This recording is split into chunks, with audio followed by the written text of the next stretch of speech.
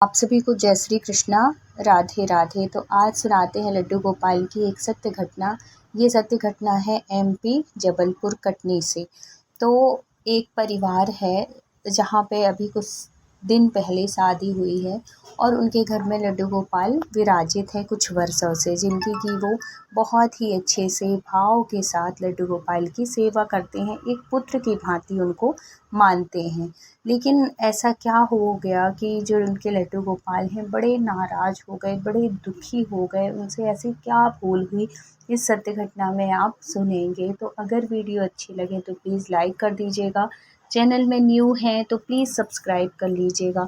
तो आरती जी बताती हैं कि उनके घर में कुछ दिन पहले ही शादी थी और शादी के साथ साथ उनका एक नया घर बना था जिसका कि उद्घाटन भी था और उसी घर से शादी होना था। मतलब एक नया घर से ही शादी होना था कि दोनों काम एक साथ हो जाएंगे, कि नया घर का उद्घाटन हो जाएगा, खिचड़ी हो जाएगी और गृह प्रवेश और है तो शादी हो जाएगी।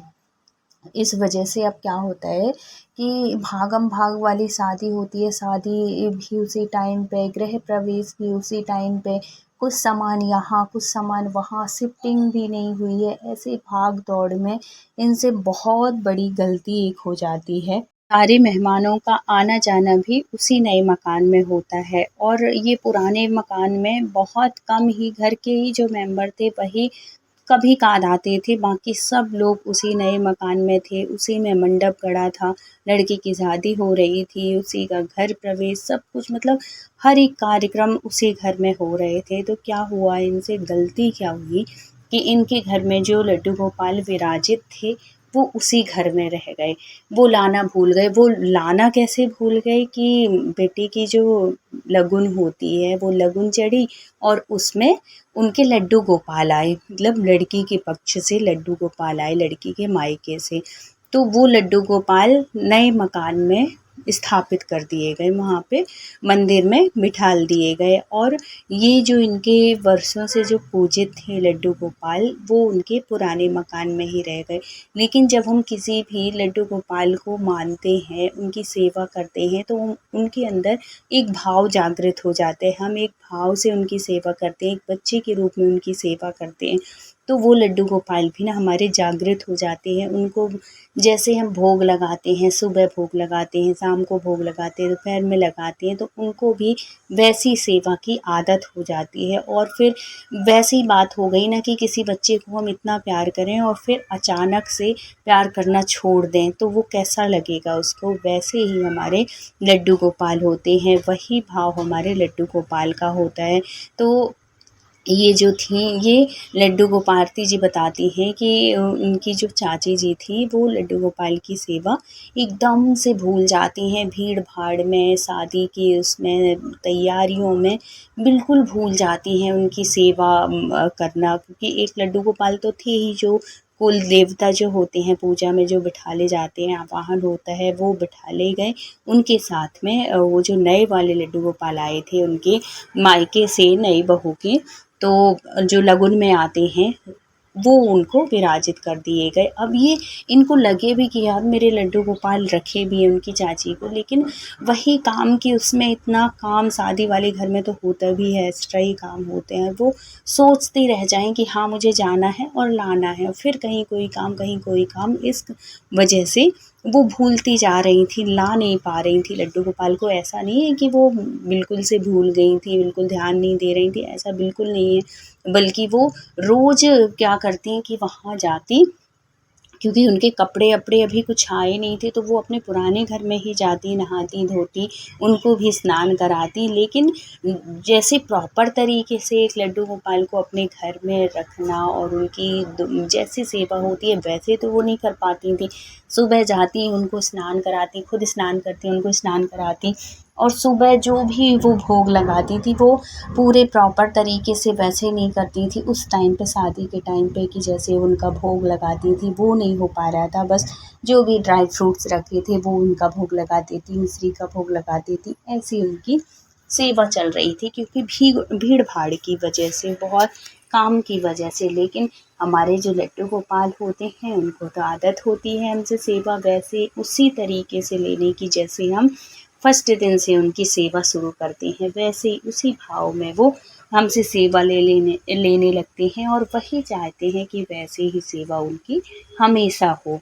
अब क्या हुआ, एक दिन क्या होता है कि शादी इनकी बस हो जाती है बच्चे की, मतलब लड़के की, उनकी शादी बारात सब कुछ हो गया, लेकिन इनको ना अचानक से बेचैनी सी बढ़ने लगी, इनका ब्लड प्रेशर हाई होने लगा जो कि कभी नहीं होता था। इनकी चाची जी का बीपी कभी ऐसी समस्या नहीं होती थी, लेकिन उस दिन से 2-3 दिन से इनको अजीब सा लगने लगे और इनको समझ में नहीं आई कि इनको क्या होता है। खाने की थाली जैसे आए ये इनसे खाना ही ना खावे। अब वो सबसे कहती हैं कि पता नहीं क्या हो गया है, इतना अच्छा सब कुछ हो रहा है, किसी तरीके का कोई दिक्कत नहीं है, लेकिन जैसे ही थाली मेरे पास आती है मुझे अजीब सा लगने लगता है, ऐसा लगता है जैसे मेरा पेट भर गया हो, भूख ही नहीं लगती है, ऐसे करके ये 2-3 दिन तक चलता रहा। अब एक दिन क्या होता है, जब इनकी आरती जी की चाची जी जब रात में सोती हैं और सोते-सोते अचानक से उठ जाती हैं। क्या सपना देखती हैं कि एक छोटा-सा बच्चा है जो कि उनका पल्लू पकड़ के खींच रहा है और कह रहा है कि माँ मुझे आपने 3-4 दिन से भोजन तक नहीं कराया, मुझे भूख लगी है, मुझे खाना खाना है। जब ऐसे ही वो करके देखती हैं और उस बच्चे के लिए पीछे ऐसे मुड़ती हैं तो उनको एक प्यारा-सा, भोला-भाला सा, बड़ा सुंदर सा एक चेहरा दिखता है और जैसे ही वो पकड़ने के लिए करती हैं वैसे ही उनकी नींद खुल जाती है। अब तो ये सपना देख के बड़ी बेचैन सी हो जाती हैं, बड़ी वैसे ही सोचने लगती हैं कि आखिर ये छोटा-सा बच्चा मुझे क्यों दिखा और ये बच्चा किसका है?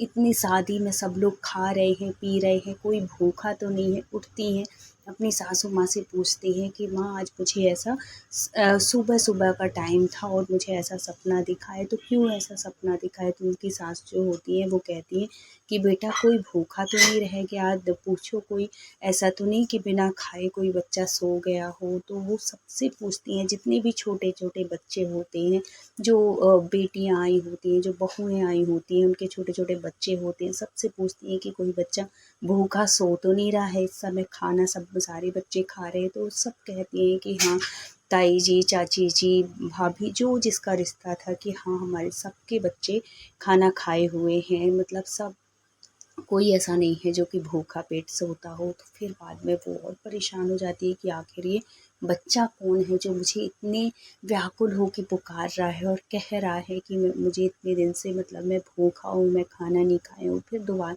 दूसरे दिन फिर वो बहुत अच्छे से सब बच्चों को बुला-बुला के वो खाना खिलाती हैं कि ऐसा ना हो कि कोई बच्चा भूखा रह जाता हो। कभी-कभी भीड़-भाड़ में ना ध्यान नहीं दे पाते बच्चों के ऊपर और बच्चे सो जाते हैं। तो सबको एक-एक से उठा-उठा के, बिठाल-बिठाल के सबको खाना खिलाया है उनकी ताई जी, चाची जी, आरती जी की। फिर भी अब क्या होता है कि उस दिन वो बड़े निश्चिंत होके कि आज कोई बच्चा भूखा नहीं है। अब वो सोती हैं और जैसे ही सोती हैं वही टाइम होता है उनको फिर वही सपना, वही प्यारा-सा बच्चा, वही सुंदर-सा बच्चा और वही शब्द उसके कि मैं इतने दिन से खाना नहीं खाया हूँ, मैं भूखा हूँ, आप मुझे भूल गई। ऐसे जब वो कहता है तो फिर वो बड़ी वो हो जाती हैं कि आखिर ये बच्चा कौन है और जो मुझे बार-बार याद दिला रहा है कि मैंने खाना नहीं खाया है और मुझे आपने खाना नहीं दिया है। ये आखिर है क्या? मेरे से कैसी गलती हो रही है? कौन बच्चा है जो भूखा है? फिर वो आस-पड़ोस में जाती हैं कि कहीं कोई बच्चा ऐसा तो नहीं जो भूखा हो? क्यों ऐसे मुझे सपना दिखता है? फिर उनके जो गुरुजी थे वो उनसे पूछते हैं कि गुरुजी कोई परेशानी, कोई दिक्कत होती है तो हम अपने से बड़ों से ही पूछते हैं, अपने गुरु से ही पूछते हैं। तो जब वो बताती हैं कि मुझे ऐसा सपना 2 दिन हो गए देखते और वो बच्चा भूखा है और मुझे बार-बार ऐसा सपना आता है और मैंने सारे बच्चों को पूछ लिया है, सारे बच्चे खा के सो रहे हैं, फिर मुझे बार-बार ऐसा सपना क्यों दिख रहा है? तो उनके गुरुजी बताते हैं वो सुन के तो आरती जी की जो चाची हैं बड़ी दुखी होती हैं, बड़े उदास हो जाती हैं, बड़े आंसू उनके बहने लगते हैं कि इतनी बड़ी गलती मेरे से कैसे हुई। वो गुरुजी बताते हैं कि ये बच्चा बेटा आपका कोई और नहीं है, जिनको आपने बाल रूप में इतने दिनों से आप सेवा कर रही हैं, उनको भी तो आप एक बच्चे के भांति मानती हो ना, और सबको आपने खाना खिलाया, सबका आपने इतना मान सम्मान आदर, सारे बच्चे भूखे, कोई बच्चा ऐसा नहीं है जो भूखा हो, सबको आपने इतने अच्छे से खिलाया, लेकिन जो मेन बच्चा था आपके घर का, आप उसी को भूल गई। आपके जो लड्डू गोपाल हैं, जो शादी के माहौल में इतने दिन से आपसे खाना मांग रहे हैं, और उनको आप प्रॉपर तरीके से जैसे आप भोग लगाती थी वो सब कुछ नहीं कर रहे हैं, तो वही आपके सपने के माध्यम से वो आपको बता रहे हैं कि मैं भूखा हूँ, मुझे भोग लगाओ, मुझे खाना खिलाओ। तो वो कोई और बच्चा नहीं है, वो आपके लड्डू गोपाल हैं। तो आप उनको जहाँ आप रह रहे हो, आप सबसे पहले आप उनको लेके आओ, उनको विराजित करो, उनसे माफ़ी मांगो और उनको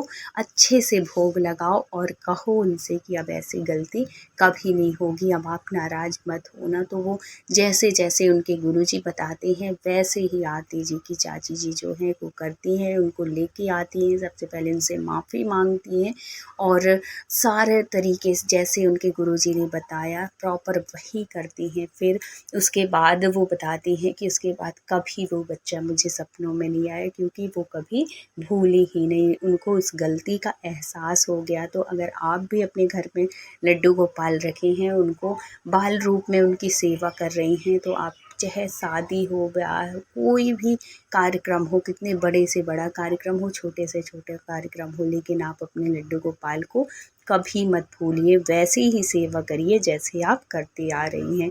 तो लड्डू गोपाल इतने प्यारे होते हैं कि जब हम उनको उस भाव से पूजा करते हैं तो वो भी हमें किसी न किसी बहाने हमें वो करा देते हैं, अपनी अनुभूति करा देते हैं कि मुझे भूलो मत, मैं भी हूँ।